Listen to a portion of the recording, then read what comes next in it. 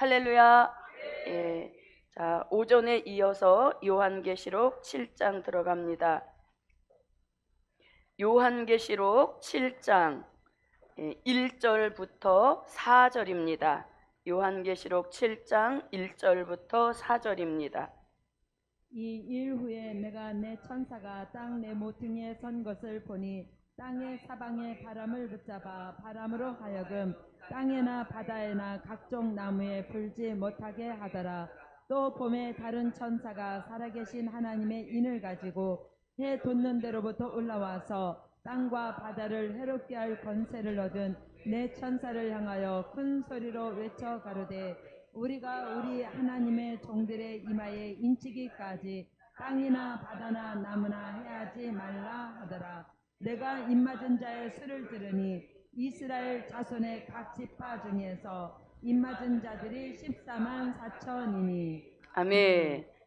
7장은 오전에 기록해 주신 대로 제목이 종된 자의 구원과 백성 될 자의 구원입니다.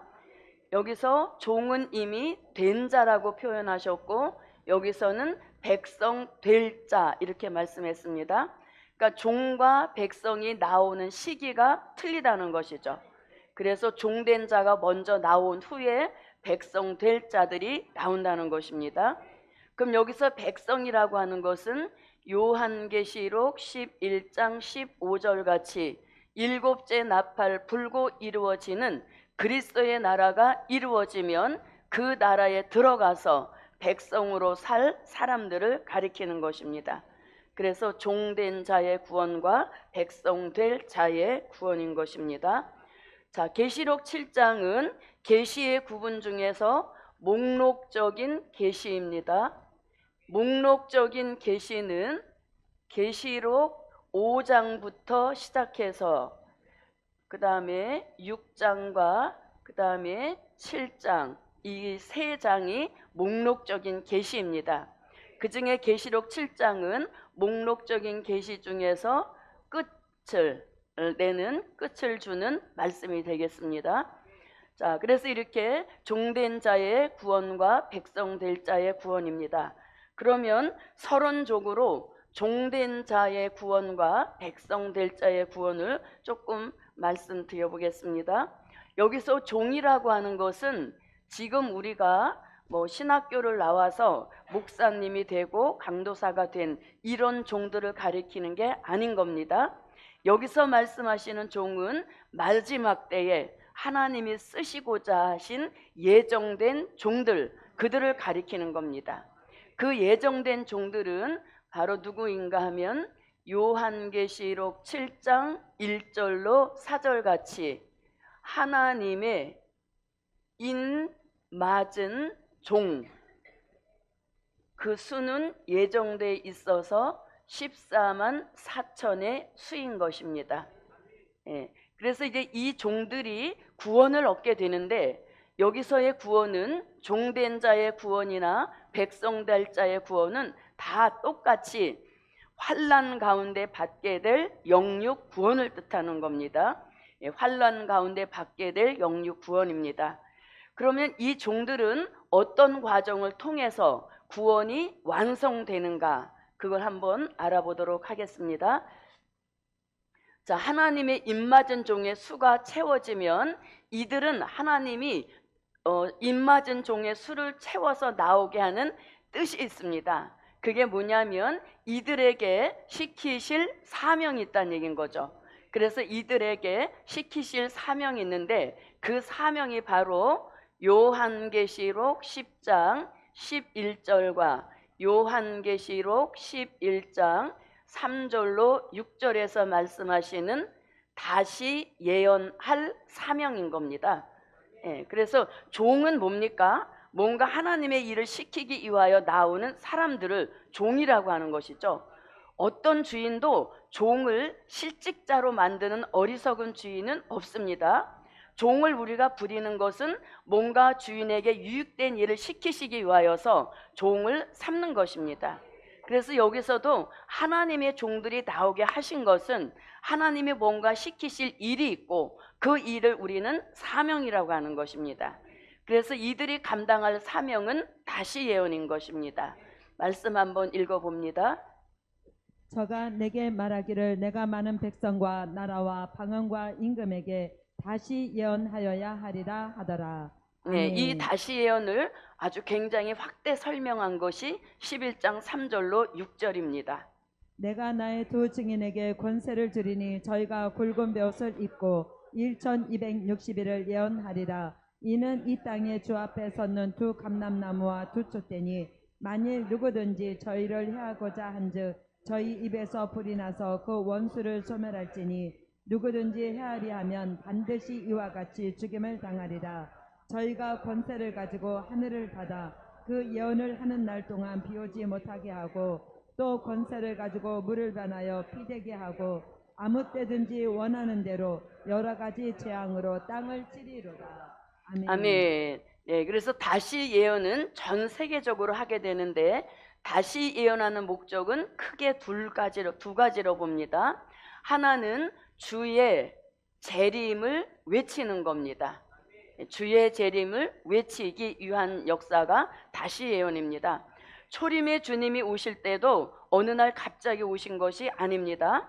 먼저는 선지자들의 예언이 있었습니다.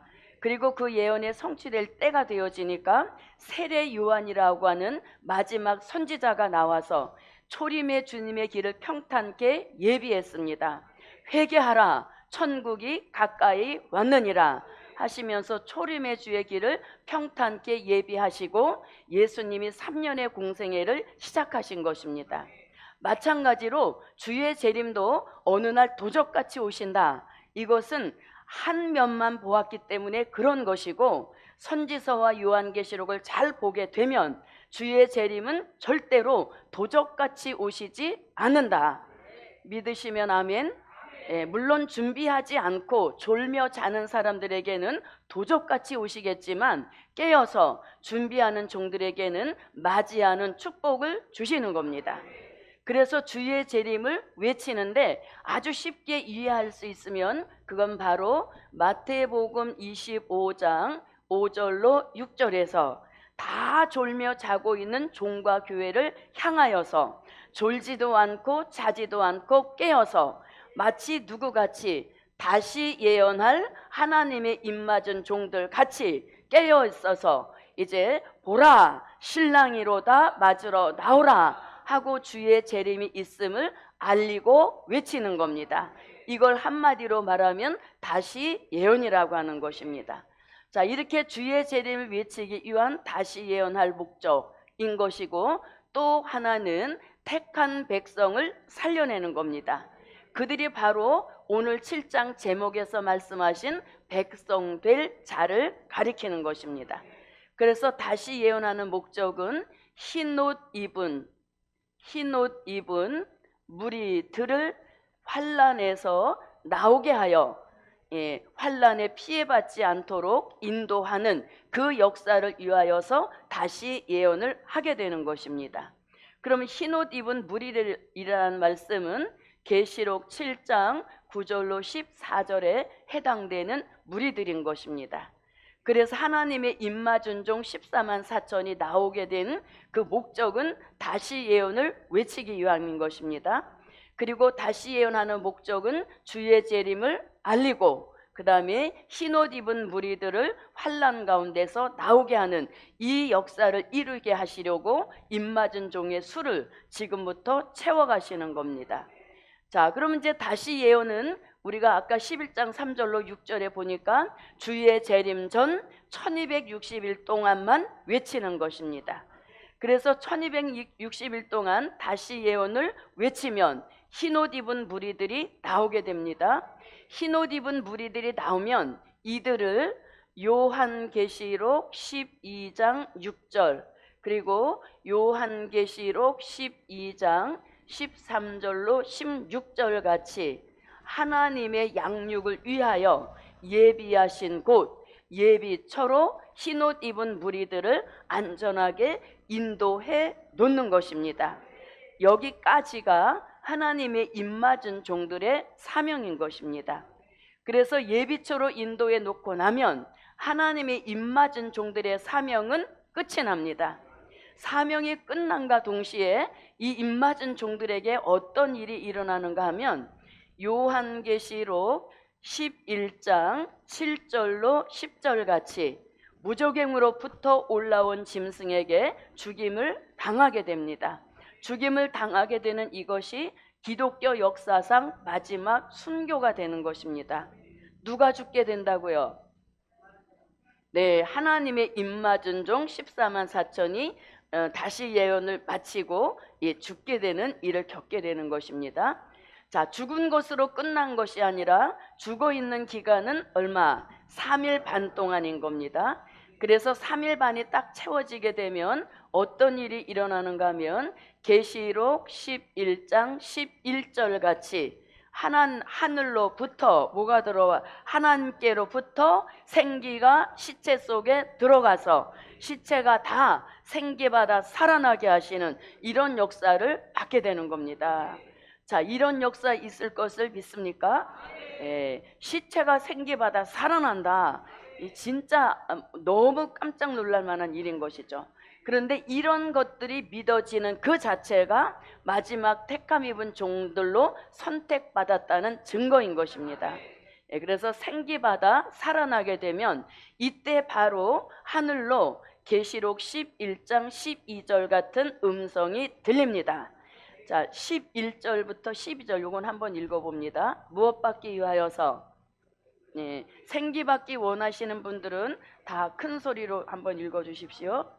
3일 반 후에 하나님께로부터 생기가 저희 속에 들어가매 저희가 발로 일어서니 구경하는 자들이 크게 두려워하더라. 하늘로부터 큰 음성이 있어 이리로 올라오라 함을 저희가 듣고 구름을 타고 하늘로 올라가니 저희 원수들도 구경하더라. 아멘. 네, 그래서 생기받아 살아난 하나님의 입맞은 종들이 구름을 타고 올라가서 공중에 오신 재림의 주를 영접하게 되는 겁니다. 그래서 저도 여러분도 이때에 함께 올라갈 수 있으시기를 바랍니다. 자, 올라가서 이제 재림의 주를 영접하고 공중에 머무는 기간도 일정한 기간으로 이미 다 예정되어 있습니다. 그래서 머물고 있는 그 기간이 3년 반인 것입니다. 그래서 3년 반이 딱 채워지게 되면 어떤 역사를 받는가? 요한계시록 14장 1절 같이 공중에 오신 예수님이 지상에 강림하십니다. 그래서 공중에 오셨을 때는 신랑 예수, 지상에 내려오셨을 때는 심판주 예수님이 되는 겁니다. 그런데 이때 내려오실 때 혼자 내려오는 것이 아니라 공중에 함께 데리고 있던 하나님의 입맞은 종들을 함께 데리고 내려오시는 겁니다. 함께 데리고 내려오셔서 이들에게 요한계시록 19장 14절로 15절 같이 하늘의 군대가 되는 축복을 주시는 겁니다. 오늘 아침 새벽에 공부했던 말씀입니다. 그리고 이들에게 계시록 20장 4절 같이 심판하는 권세 주셔서 심판주 예수님을 돕게 하는 하늘의 군대로 쓰시는 겁니다. 그래서 산자의 심판이 이제 다 끝나게 되면 이 세상 나라 전체가 계시록 11장 15절 같이 그리스도의 나라로 이루어진다. 그래서 예수님이 다시 오시는 목적은 저주받은 세상 나라를 심판하시고 이 세상 나라 전체를 본인의 나라로 이루시고 본인 스스로가 통치자가 되셔서 천년 동안 왕 노릇 하시기 위하여 다시 오십니다. 그래서 그 예수님을 만왕의 왕, 만주의 주시라 이렇게 말씀합니다. 자, 이렇게 천년왕국 그리스도의 나라가 이루어지면 하나님의 입맞은 종들이 다양한 과정을 거쳐서 천년왕국이 이루어지면 그때 요한계시록 20장 9절 같이 사랑하시는 성에 들어가서 천년을 살게 됩니다. 사는데 그냥 백성으로 사는 것이 아니라 어떤 큰 축복을 주시는가 하면 계시록 20장 4절로 6절 같이 천년 동안 그리스도로 더불어 왕노릇 하게 하시는 이 역사와 축복이 입맞은 종들, 수고한 모든 종들에게 주시는 왕권의 축복인 것입니다. 그래서 1000년 동안 왕 노릇을 하다가 천년 왕국이 끝이 나게 되면 어떤 역사를 받게 되는가 하면 요한계시록 21장 24절 같은 이런 축복을 받게 되는 것입니다. 이것이 바로 이제 하나님의 입맞은 종 14만 4천이 구원이 완성되는 축복이다. 물론 하나님의 인을 맡고 공중에 들림받는 그 역사로 구원은 받지만 우리가 영생하는 자리까지 가게 하시는 이것이 성경에 흐르고 종들을 향한 성경에 흐르고 있는 그 줄기인 것입니다. 그래서 계시록 21장 24절 같이 새 하늘과 새 땅, 새 예루살렘 성에도 왕권의 축복을 그대로 가져가게 하시는 이 역사와 축복이 이루어지는 겁니다. 그리고 이들에게 다시 한번 확인을 주시는데 그게 요한계시록 22장 5절입니다. 자, 그러면 계시록 21장 24절을 한번 읽어봅니다.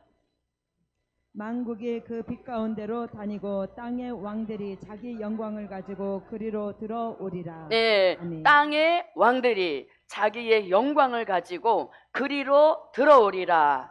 그리로가 거기가 어디입니까? 새 하늘과 새 땅, 새 예루살렘 성에 한 번 주신 그 왕권의 축복을 계속 가지고 들어가게 하신다는 겁니다. 그걸 한 번 더 설명하니 그 말씀이 계시록 22장 5절입니다. 다시 밤이 없겠고 등불과 햇빛이 쓸데없으니 이는 주 하나님이 저희에게 빛이심이라. 저희가 세세토록 왕노릇하리로다. 아멘. 네, 저희가 하나님의 입맞은 종 저희가 세세토록 무슨 노릇? 왕 노릇 하리라 하시면서 왕권의 축복이 아주 세세토록 이어질 것을 말씀하고 있는 겁니다. 이것이 바로 종된 자의 영육구원을 완성시키는 과정이 되겠습니다.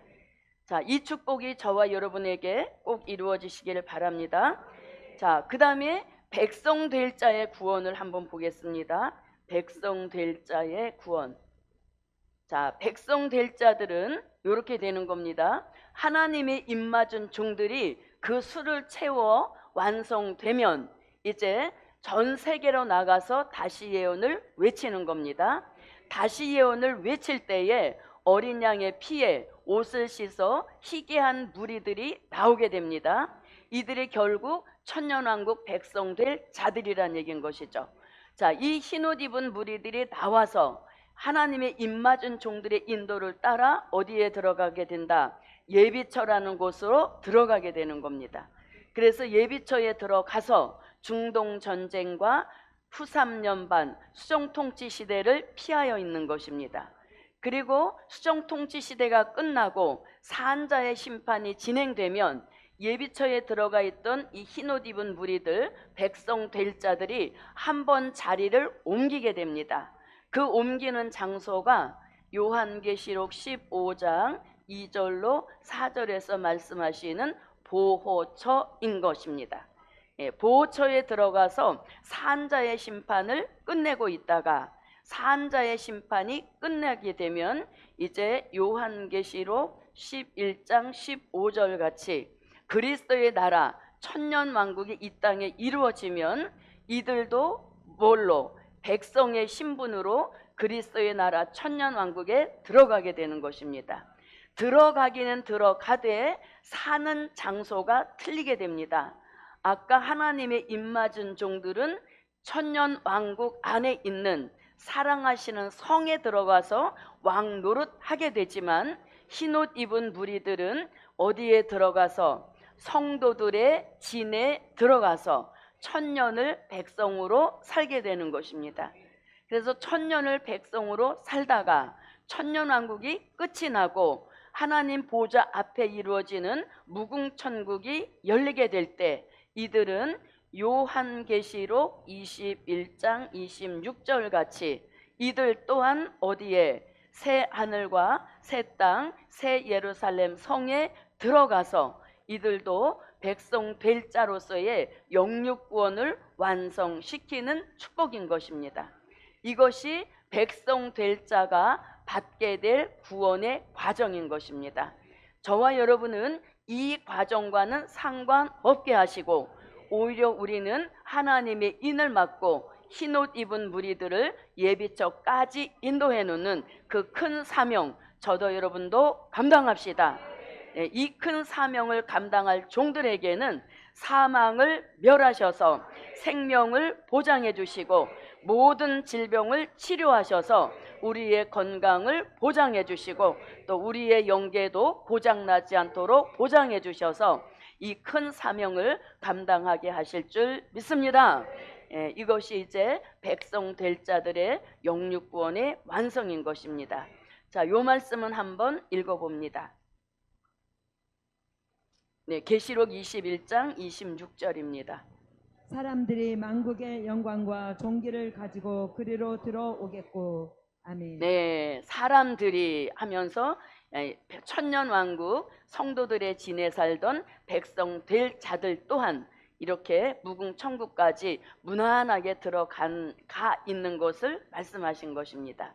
자, 이렇게 해서 이제 계시록 7장에 서론적으로 제목을 좀 말씀드려 봤습니다. 자, 그럼 이제 계시록 7장 1절로 들어가 봅니다. 이 일 후에 내가 내 천사가 땅 내 모퉁이에 선 것을 보니 땅의 사방에 바람을 붙잡아 바람으로 하여금 땅에나 바다에나 각종 나무에 불지 못하게 하더라. 아멘. 자, 여기서 이제 우리가 가장 주의할 것이 있습니다. 뭘 주의해야 되는가 하면, 자, 여기서 종된 자의 구원 이렇게 말씀했습니다. 그럼 해당되는 구절이 요한계시록 7장 1절부터 8절이 종된 자의 구원에 관한 말씀인 것입니다. 그리고 백성 될 자들은 요한계시록 7장 9절로 14절, 여기가 백성 될 자의 구원에 대한 말씀인 겁니다. 그런데 계시록을 하시는 분들 중에서 대부분의 사람들이 이 종된 자와 백성 될 자를 함께 봐버린다는, 똑같은 인물로 봐버린다는 얘기인 것이죠. 그렇게 되면 주인공도 없어지는 것이고 요한계시록의 큰 맥을 이루어가는 그 일곱 별 같은 종의 한 줄기가 사라지는 것입니다. 그래서 우리는 종된 자와 백성 될 자를 철저히 구분하여서 이게 섞이면 의미가 하나도 없어지는 겁니다. 그래서 우리가 성경 모든 것이 다 그렇지만 특별히 요한계시록은 더 정확해야 합니다. 그래서 없는 것을 말해서도 안 되는 것이고 또 있는데도 말하지 않아서도 안 된다는 얘기인 거죠. 그래서 성경을 가감하지 않고 그대로 증거하는 것, 그것이 마지막 복음 역사에 매우 중요한 것입니다.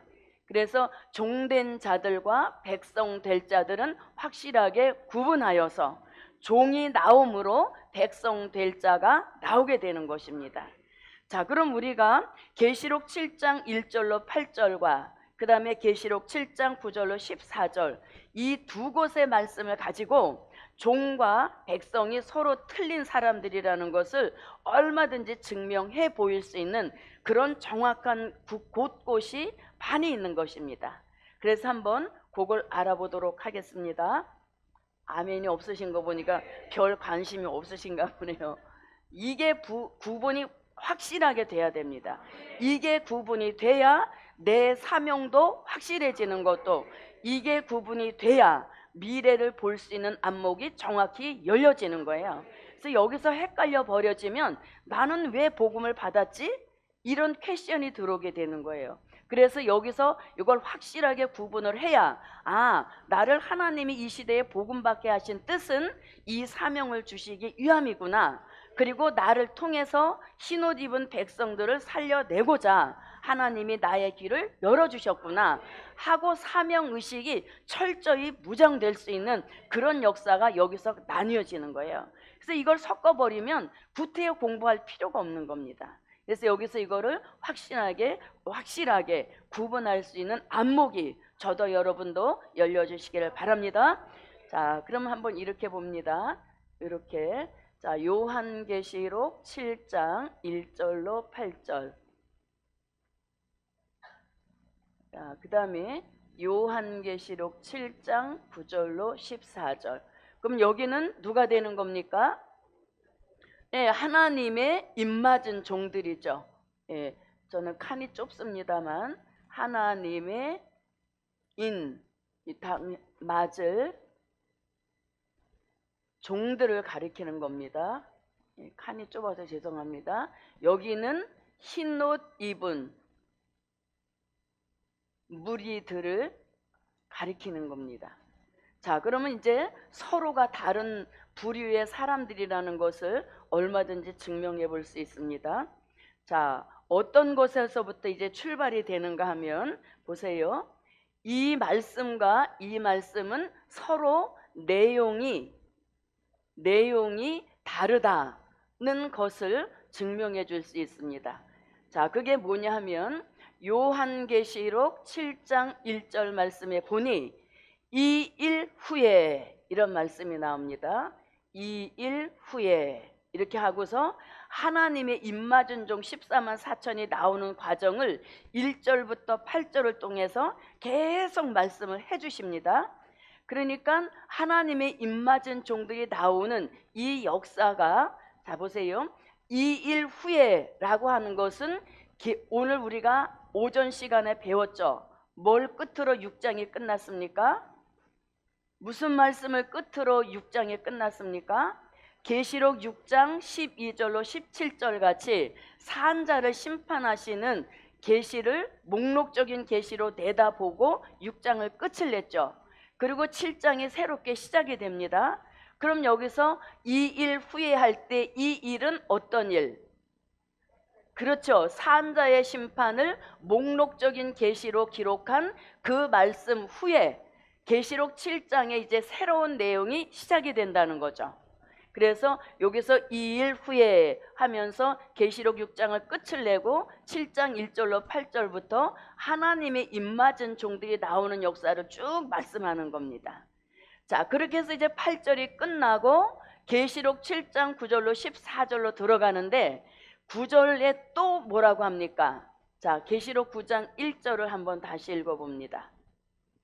이 일 후에 내가 내 천사가 땅 네모퉁이에 선 것을 보니 땅의 사방에 바람을 붙잡아 바람으로 하여금 땅에나 바다에나 각종 나무에 불지 못하게 하더라. 네. 자, 그래서 이렇게 이 일 후에라고 하는 것은 한 내용이 끝나고 다른 내용이 새롭게 시작된다라는 것을 알려주는 것이죠.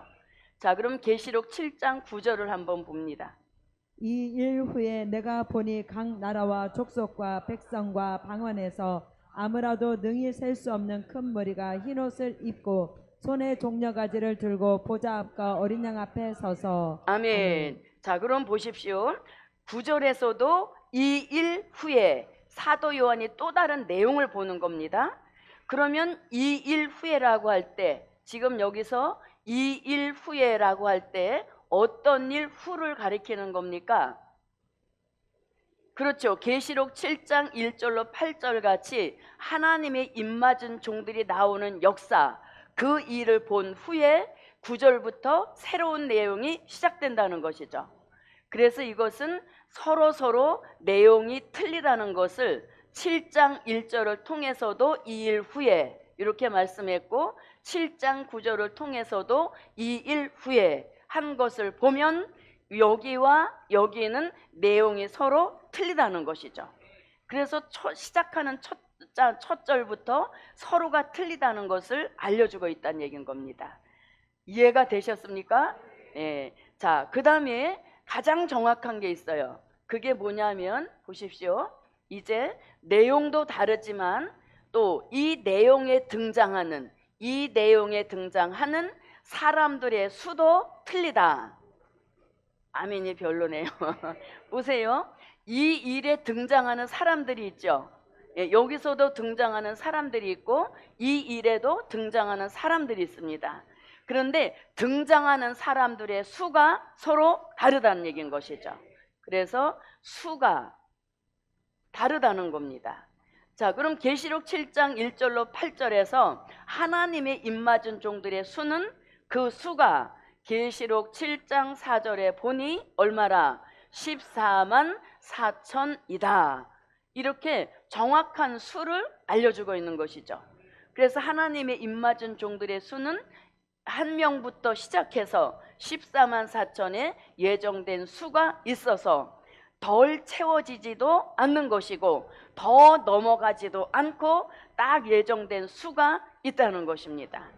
자, 그런가 하면 또 계시록 7장 9절로 14절에서 2일 후에 등장되는 사람들의 수도 있어요. 그런데 2일 후에 등장하는 사람들의 수는 예정된 수가 없어요. 그냥 뭐라고 표현하냐면 9절에서 뭐라고? 능히 셀 수 없는 큰 무리가 이렇게 돼 있죠. 그래서 서로 2일에 등장대가 수와 2일에 등장되는 사람들의 수가 서로 틀리다는 것이죠.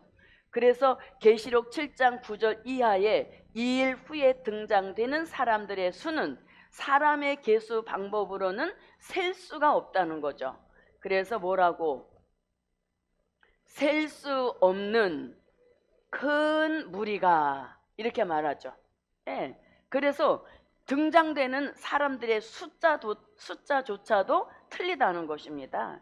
요거 하나만 정확하게 봐도 같은 인물이라고 절대 볼 수 없는 거예요. 예. 조그만 뭐 초등학교 아이들이 봐도 이거는 14만 4천인데 왜 여기는 셀 수 없는 큰 물이냐. 그러니까 이거는 같이 보면 안 된다는 것을 너무 설명한 겁니다. 그래서 택함 입지 못한 사람에게는 눈을 가려서 간단한 것임에도 불구하고 보이지 않게 하신다는 거죠. 그러나 뜻있는 종의 눈을 열으셔서 확실하게 분별할 수 있는 그런 분별의 역사를 주셨다는 것이죠. 그래서 이렇게 수가 서로 다름으로 이걸 같은 부류의 사람들로 봐서는 안 된다는 얘기인 것입니다. 자, 그 다음에 또 이 일에 등장하는 사람들에 맞는 인이죠. 인의 종류가 서로 다르다. 예, 인의 종류가 다르다는 겁니다. 자, 그러면 계시록 7장 1절로 8절에 등장하는 사람들에게 치시는 인은 무엇이다? 네, 계시록 7장 2절에 보니까 우리가 우리 하나님의 종들의, 자 2절 읽어주세요. 또 봄에 다른 천사가 살아계신 하나님의 인을 가지고 해 돋는 데로부터 올라와서 땅과 바다를 해롭게 할 권세를 얻은 네 천사를 향하여 큰 소리로 외쳐 가로되. 네, 아멘. 무슨 인? 하나님의 인. 정확하게 나오죠. 그래서 하나님이 치시는 인의 종류도 다르다는 것입니다. 그러면 이 흰옷 입은 무리들은 어떤 인을 맡고 나오느냐? 인이라는 말씀이 정확하게 나와 있진 않지만 말씀을 조금 깊이 들여다보면 이들이 맞은 인에 대하여서도 찾아낼 수 있다. 찾아낼 수가 충분히 있는 겁니다. 그 말씀이 요한계시록 7장 14절에서 알려줍니다. 자, 계시록 7장 14절을 한번 봅니다. 내가 가로되 내 주여 당신이 알리이다 하니 그가 나더러 이르되 이는 큰 환난에서 나오는 자들인데 어린 양의 피에 그 옷을 씻어 희게 하였느니라. 네, 아멘. 뭐라고? 흰 옷을 입고 나오는데 왜 어떻게 해서 흰 옷을 입었느냐? 그것은 어린 양의 피에, 어린 양의 피에 그 옷을 씻어 희게 했다 이렇게 말하죠.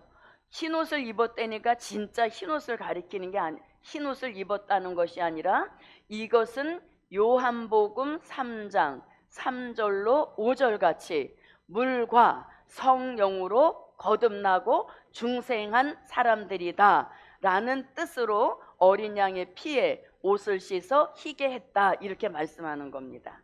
그러면 거듭난 물과 성령으로 거듭난 이 사람들에게 치시는 인은 당연히 무슨 인입니까? 네, 성령의 인을 치시는 역사인 것이죠. 예, 자, 그러면 성령의 인이란 말씀은 에베소서 1장 13절과 고린도 후서 1장 22절과 고린도 후서 5장 5절에서 무슨 인? 성령의 인치는 역사 있음을 알려주고 있는 겁니다. 자, 에베소서 1장 13절을 한번 봅니다. 그 안에서 너희도 진리의 말씀 곧 너희의 구원의 복음을 듣고 그 안에서 또한 믿어 약속의 성령으로 인치심을 받았으니. 네, 약속의 성령으로 인침을 받았다는 것입니다. 그래서 흰옷 입은 무리들은 하나님의 인은 못 맞았지만 어린 양의 피에 옷을 씻어 희게 했다라는 것은 성령의 인을 마음에 쳐주시고 성령의 인을 마음의 보증으로 주신 이런 사람들이 셀 수 없는 큰 무리로서 흰옷을 입고 나온다는 것이죠. 그래서 서로 같이 보면 안 되는 것이 구구절절해서 나와 있는 것입니다. 자, 그 다음에 또 뭐가 있는가 하면 잘 보십시오. 이 나오는 때가 틀립니다. 나오는 시기가 틀려요. 자, 나오는 시기가 다르다는 것입니다. 그래서 제목에서도 종된 자의 구원 그리고 백성 될 자의 구원 이게 나오는 시기가 서로 다르다는 것입니다. 그러면 하나님의 입맞은 종들이 나오는 시기는 언제나 이거죠. 그 시기는 바로 요한계시록 7장 3절 같이 무엇 잡고 있는 기간 동안에 바람 잡고 있는 기간 동안 하나님의 입맞은 종들의 수가 채워 나오게 된다는 것입니다. 그래서 바람 잡고 있는 동안 나오는 하나님의 입맞은 종들이죠. 그럼 이제 조금 이따 이 바람이 뭐라는 것은 자세하게 설명이 됩니다만 여기서 바람이라고 하는 것은 중동 전쟁의 바람을 가리키는 겁니다. 그래서 중동 전쟁이 일어나지 못하도록 지금 방지하고 있다는 겁니다. 누구 나오라고? 하나님의 입맞은 종들 수채워 나오라고 바람까지도 잡고 있는 것이죠. 그래서 입맞은 종들의 수가 채워지는 역사가 바람까지라도 잡아서 그걸 일어나지 못하게 할 만큼 중대한 역사라는 얘기인 것입니다. 그래서 이들은 중동 전쟁이 일어나지 못하도록 잡고 있는 기간 동안 나오는 종들이라는 겁니다. 그런가 하면 흰옷 입은 무리들은 언제 나오느냐? 그 나오는 기간을 계시록 7장 9절 말씀에 보니까 자, 계시록 7장 9절 한번 읽어봅니다. 이 일 후에 내가 보니 각 나라와 족속과 백성과 방언에서 아무라도 능히 셀 수 없는 큰 무리가 흰옷을 입고 손에 종려가지를 들고 보좌 앞과 어린 양 앞에 서서. 네. 아멘. 자, 거기에 보니까 뭐라고 합니까? 나라와 이렇게 말합니다. 나라와 그다음에 족속과 그다음에 백성과 방언에서 이렇게 말씀합니다. 자, 그럼 우리가 이 말씀 아까 읽어봤습니다. 어디서 읽어봤냐면 요한계시록 10장 11절에서 하나님의 입맞은 종이 수채워 다시 예언 외친다 할 때 나왔던 말씀인 것이죠. 자, 한 번 더 확인해 보겠습니다. 계시록 10장 11절입니다. 저가 내게 말하기를 내가 많은 백성과 나라와 방언과 임금에게 다시 예언하여야 하리라 하더라. 네, 아멘. 그러니까 흰옷 입은 무리들은 언제 나온다? 다시 예언할 때 나오는 것이죠. 네, 그래서 나오는 시기도 틀리다는 것입니다. 종들은 언제 나오고 바람 잡고 있는 동안 하나님의 인을 치는 역사가 진행이 돼서 완성시켜 주신다는 거죠. 그리고 흰옷 입은 무리들은 다시 예언 외칠 때 하나님의 입맞은 종들이 술을 채우고 나와서 다시 예언할 때 나오는 흰옷 입은 무리들이란 얘기인 거예요. 그래서 나오는 뭣도 틀리다. 시기마저도 틀리기 때문에 절대로 같이 봐서는 안 된다는 얘기인 것이죠. 자, 그 다음에 보십시오. 나오는 장소도 틀립니다. 장소가 서로 다르다는 것입니다. 그러면 하나님의 입맞은 종들이 나오는 장소 어디서 나온다? 계시록 7장 2절에 보니까 해 돋는 곳으로부터 올라와 이렇게 말씀하죠. 자, 계시록 7장 2절 한번 읽어봅니다. 또 봄에 다른 천사가 살아계신 하나님의 인을 가지고 해 돋는 데로부터 올라와서 땅과 바다를 해롭게 할 권세를 얻은 내 천사를 향하여 큰 소리로 외쳐 가로되. 아멘. 네, 그러니까 해 돋는 곳, 이 해 돋는 곳을 선지자들은 동방이라고 표현하는 거죠. 그래서 하나님의 인을 치는 장소는 예정되어 있는 겁니다. 해 돋는 곳 동방에서 하나님의 인을 칠 때 종들이 나오게 된다는 것이죠. 그래서 나오는 장소가 틀립니다.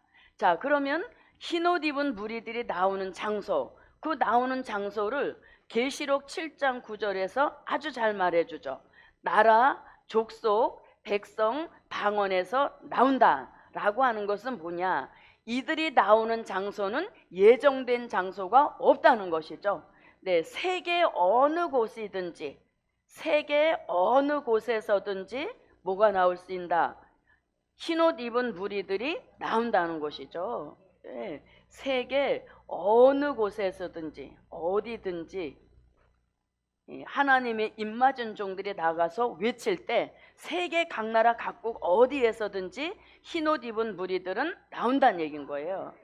그래서 이렇게 차이점이 너무 많음에도 불구하고 이걸 같이 봐버려서 아주 이 계시록을 막 흐려놨다는 얘기인 것이죠. 그래서 흐리게 들었던 혹시 그런 분들이라도 이 말씀을 통해서 이제 진리를 바로 깨닫고 이 기준에 맞도록 저도 여러분도 입맞기를 힘씁시다. 그래서 이 흰옷 입은 무리를 나오게 하기 위하여 종들이 인을, 하나님의 인을 맞고 먼저 나온다는 얘기인 것이죠. 자, 그 다음에 보십시오. 이 하나님의 입맞은 종들에게는 사명이 있는 겁니다. 아까 서론에서도 말씀드렸지만 종이 나오게 하시는 것은 시키실 일이 있기 때문에 종들을 나오게 하는 것이죠. 그래서 하나님의 입맞은 종들의 사명은 다시 예언할 사명을 가지고 종들을 나오게 하신다. 그래서 다시 예언할 사명을 가지고 하나님의 입맞은 종들은 나오는 겁니다. 그러나 흰옷 입은 무리들은 사명이 없는 거예요. 그래서 이 흰옷 입은 무리들은 오히려 다시 예언할 때 따라 나오기만 하면 되는 거죠.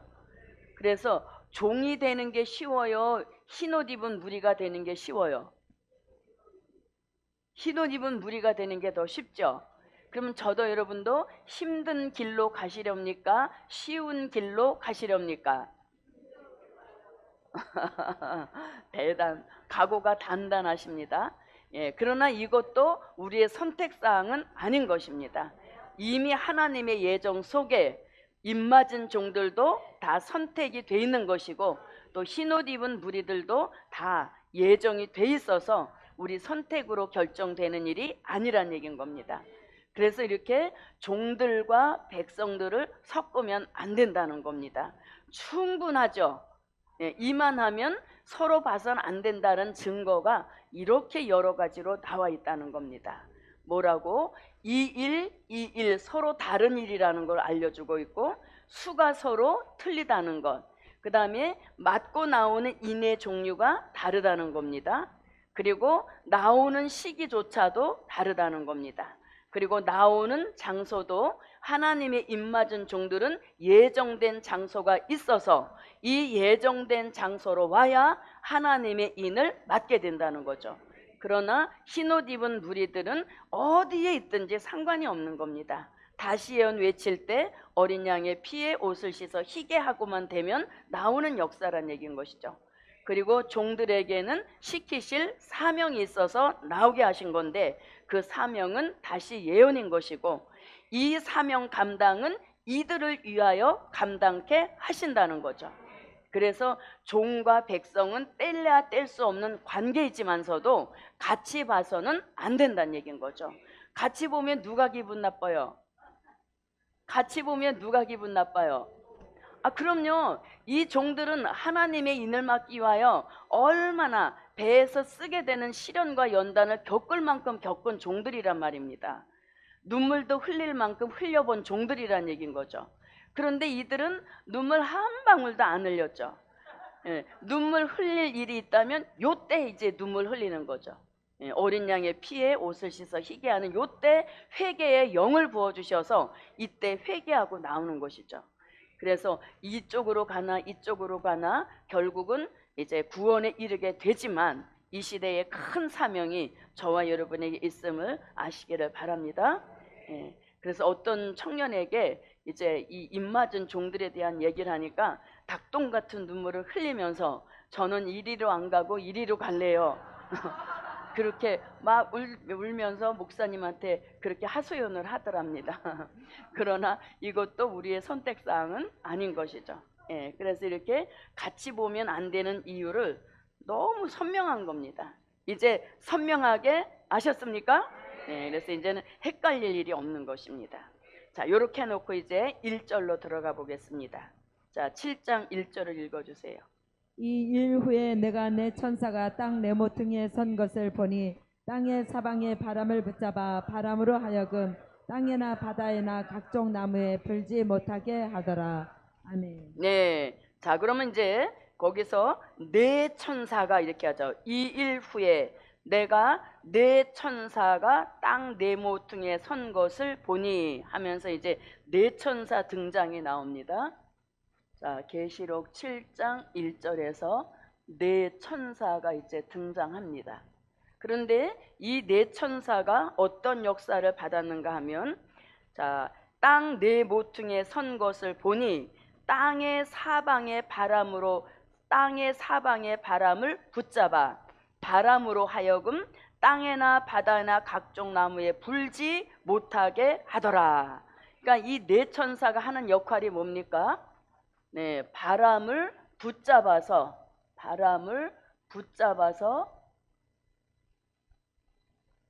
땅이나 그다음에 바다나 그다음에 각종 나무에 불지 못하게 하더라. 그러니까 네 천사가 하는 일이 이거란 얘기인 거죠. 네 천사가 있는데 이 네 천사가 하는 일은 바람을 붙잡아서 그 바람이 일어나서 땅이나 바다나 나무에 불지 못하도록 바람을 꽉 잡고 있는 이 역할을 누가 하고 있다? 네 천사가 하고 있다는 얘기예요. 그럼 이제 요 네 천사가 또 어디에 등장하는가 보세요. 자, 이 네 천사가 2절에 다시 또 등장합니다. 자, 2절 읽어 주십시오. 또 봄에 다른 천사가 살아계신 하나님의 인을 가지고 해 돋는 데로부터 올라와서 땅과 바다를 해롭게 할 권세를 얻은 네 천사를 향하여 큰 소리로 외쳐 가로되. 네, 자, 네 천사가 이제 2절에 또 등장이 되죠. 여기서 이제 계시록 7장 2절에서 네 천사가 이제 또 등장이 됐는데, 이 네 천사가 어떤 역사를 받았습니까? 땅과 바다를 해롭게 할 권세를 얻었다 그랬죠. 그럼 이 네 천사가 뭔 권세를 얻었다? 땅과 그 다음에 바다와 나무를, 땅과 바다를 해롭게 할 권세, 바다를 해롭게 할 권세를 얻었다, 이렇게 말합니다. 자, 땅과 바다를 해롭게 할 권세를 얻어 나온 네 천사란 얘기인 겁니다.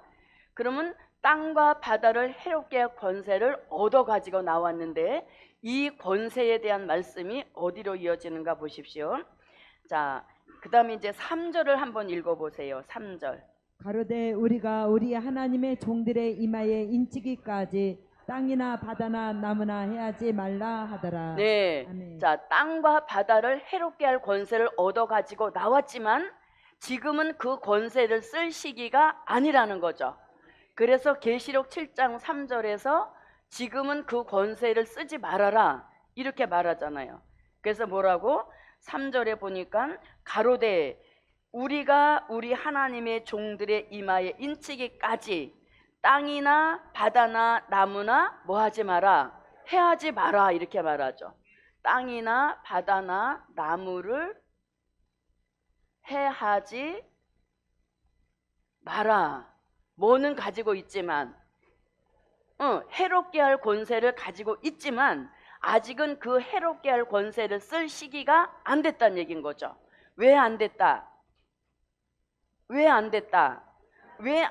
그렇죠. 3절에 그 이유가 나오잖아요. 뭐라고? 가로되 우리가 우리 하나님의 종들의 이마에 인치기까지, 입맞은 종의 수가 다 채워지기까지는 권세는 얻었더라도 그 권세는 쓰지 말아라, 이렇게 딱 하나님이 예정해 놨다는 얘기인 거죠. 무슨 뜻인지 이해가 가셨어요? 그러면 이제 땅과 바다나 나무를 해하지 못하도록 이제 잡고 있죠. 그 기간 동안에 뭐가 채워지는 거예요? 그렇죠. 하나님의 입맞은 종의 수가 채워지는 겁니다. 이제 입맞은 종의 수가 채워지는 기간 동안에는 뭐 하지 말라? 예. 기간 동안에는 절대로 해하지 말라는 거예요.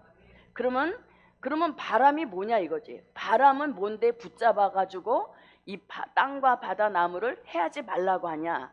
그러면 땅과 바다는 5대양 6대주를 가리키는 거죠. 그리고 각종 나무라고 하는 것은 교회를 뜻하는 겁니다. 그래서 5대양 6대주에 있는 교회를 해하지 못하도록 바람을 꽉 붙잡고 있어라 이렇게 말합니다.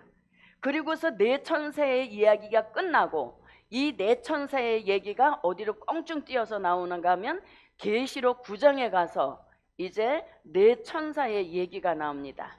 자, 계시록 9장으로 13절부터 한번 읽어보겠습니다. 여섯째 천사가 나팔을 불매 내가 들으니 하나님 앞 금단 넷불에서 한 음성이 나서 나팔 가진 여섯째 천사에게 말하기를 큰 강 유버르데에 결박한 네 천사를 놓아주라 하네. 네, 거기 또 누가 등장됐어요? 네 천사가 거기에 등장되죠. 그래서 계시록 9장 14절에 가서 나팔 가진 여섯째 천사에게 말하기를 큰 강 유브라데에 결박한 네 천사를 놓아주라 하매.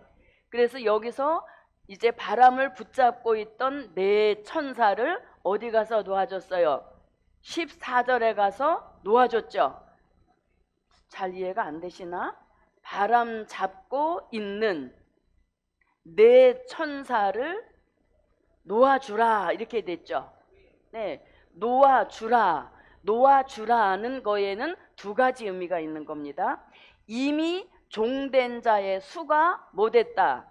그렇죠. 이미 종된 자의 수가 채워졌다는 뜻이 포함이 돼 있죠. 예, 왜? 종된 자의 수가 채워지기까지는 바람을 놓지 말고 꽉 잡고 있어서 해롭게 할 권세를 얻었지만 그 권세는 아직 쓰지 말라 그랬잖아요. 그래서 그 기간 동안에 입맞은 종의 수가 채워졌다는 얘기인 거죠.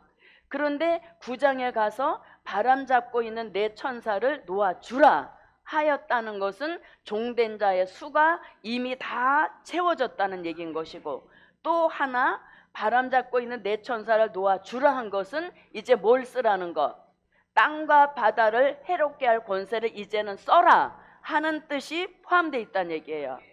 이해가 되셨어요?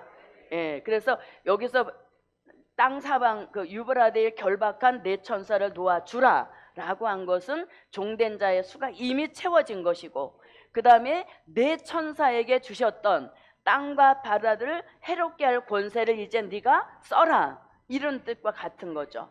그래서 일어난 전쟁이 무엇이다? 유브라데 전쟁이죠. 그래서 이 유브라데 전쟁을 통해서 땅 3분의 1의 사람들이 죽게 된다는 거죠. 그러니까 유브라데 전쟁을 통해서 사람 3분의 1을 죽이기로 그 권세를 이미 받은 네 천사란 얘기인 거죠. 그래서 우리가 여기서 말씀하는 바람은 무슨 바람? 전쟁의 바람이란 얘기인 거죠. 그래서 바람은 전쟁이란 말씀이 자 이사야 11장 15절에서 바람은 전쟁이라는 겁니다.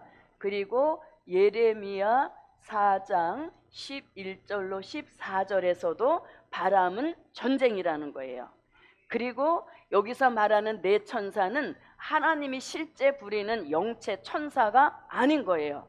왜냐하면 천사는 절대로 사람 3분의 1이나 죽인다, 이건 천사가 할 일이 아니잖아요. 그리고 천사는 어떤 이런 걸 해롭게 하지 않는다는 얘기인 거죠. 하나님의 일을 잘 되게끔 하는 그 일에 천사가 쓰여지는 것이지, 이렇게 많은 인원이나 되는 사람을 죽이는 그런 천사는 듣도 보도 못했다는 얘기인 겁니다. 그래서 여기서 네 천사라고 하는 것은 중동 전쟁을 일어나지 못하도록 방지하고 있는 4대 강국을 뜻하는 겁니다. 예, 4대 강국. 다시 말하면 미국, 그다음에 영국, 그다음에 프랑스, 그다음에 또 어디? 네, 지금으로 말하면 러시아인 것이죠. 그래서 결국은 UN 상임이사국 그 나라를 뜻하는 것이죠. 예. 근데 지금 러시아가 뭐 하고 있어요? 전쟁을 일어나지 못하도록 상임이사국으로 세워놨는데 전쟁을 일으키고 있다는 얘기인 거죠. 그래서 믿을 수 없는 이 붉은 사상이라는 걸 또 한번 알려주고 있는 겁니다. 자, 그래서 이렇게 내 천사는 하나님이 부리는 천사가 아니라 전쟁을 일어나지 못하도록 방지하고 있는 4대 강국을 뜻하는 겁니다. 그 4대 강국은 미국과 영국과 프랑스와 러시아를 뜻하는 겁니다. 그래서 내 천사가 바람을 붙잡아 땅이나 바다나 나무나 불지 못하게 하라, 이렇게 말씀했습니다. 그리고 7장 2절에서도 내 천사가 등장했는데 이 내 천사한테 땅과 바다를 해롭게 할 권세를 주셨다는 얘기인 거죠. 땅과 바다를 해롭게 할 권세를 얻었다는 것은 하나님이 주셨다는 겁니다. 그리고 계시록 7장 3절에서 땅과 바다나 나무를 아직은 해야서는 안 된다. 왜? 하나님의 입맞은 종의 수가 채워지지 않았기 때문이다. 그러니까 권세는 얻어놨어도 아직 쓰지는 말라는 얘기인 거죠. 그럼 이 바다를 해롭게 할 권세를 어디 가서 쓰게 되느냐? 그 쓰게 되는 권세를 쓰게 되는 시기가 여기서 일어난다는 거죠.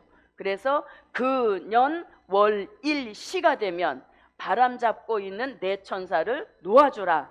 이제 그 권세를 쓰라는 얘기예요. 그래서 내 천사를 놓아주라는 여기에는 큰 의미가 두 개 들어 있습니다.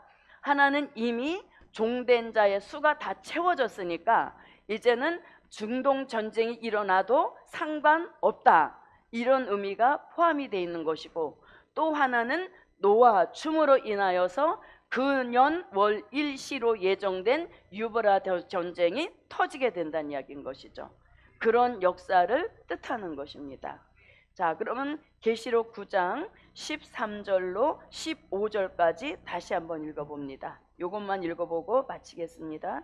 여섯째 천사가 나팔을 불매 내가 들으니 하나님 앞 금단 네 뿔에서 한 음성이 나서 나팔 가진 여섯째 천사에게 말하기를 큰 강 유브라데에 결박한 네 천사를 놓아주라 하매 네 천사가 놓였으니 그들은 그 년 월 일시에 이르러 사람 3분의 1을 죽이기로 예비한 자들이더라. 아멘. 네, 그래서 바람은 전쟁의 바람, 특별히 중동 전쟁의 바람인 것이고, 네 천사는 중동 전쟁을 일어나지 못하도록 방지하고 있는 4대 강국을 뜻하는 것입니다. 그래서 저도 여러분도 이 말씀을 공부하시고, 그 다음에 또 지금 중동 지역이 시끄러운 이것은 중동 전쟁이 일어날 예고를 보이고 있는 겁니다. 그래서 이 기간 동안 저도 여러분도 정신을 바로 차리고 우리가 모든 검열에 바로 통과가 되어서 하나님의 입맞은 종의 반열에 오를 수 있는 그 축복이 저와 여러분에게 함께 하시기를 바랍니다. 예, 그래서 오늘 계시록 7장 1절에서 네 천사, 이렇게 하고 이제 2절부터 공부 들어가시면 되겠습니다. 감사 예물 올렸습니다. 기도드립니다. 고맙고 감사하신 아버지 하나님, 예언의 말씀을 통하여서 이 시대가 어디까지 와 있다는 것을 깨닫게 하신 것 감사드립니다. 아무쪼록 시끄러운 중동 지역을 바라보면서 입맞은 종들의 수가 채워지는 것이 급박하다는 것을 깨우쳐 주시옵시고, 복음 먼저 받은 우리 모두에게 정신을 바싹 차리도록 도와주시어서 인침 받을 기회를 다음 기회로 놓치지 않는 크신 은총을 꼭 베풀어 주시옵소서. 드려진 물질 큰 응답 주실 줄 믿사옵고 예수 그리스도의 이름으로 기도하옵나이다. 아멘. 하늘에 계신 우리 아버지여, 이름이 거룩히 여김을 받으시오며 나라의 임하옵시며 뜻이 하늘에서 이룬 것 같이 땅에서도 이루어지이다. 오늘날 우리에게 일용할 양식을 주옵시고 우리가 우리에게 죄 지은 자를 사하여 준 것 같이 우리 죄를 사하여 주옵시고 우리를 시험에 들게 하지 마옵시고 다만 악에서 구하옵소서. 나라와 권세와 영광이 아버지께 영원히 있사옵나이다. 아멘.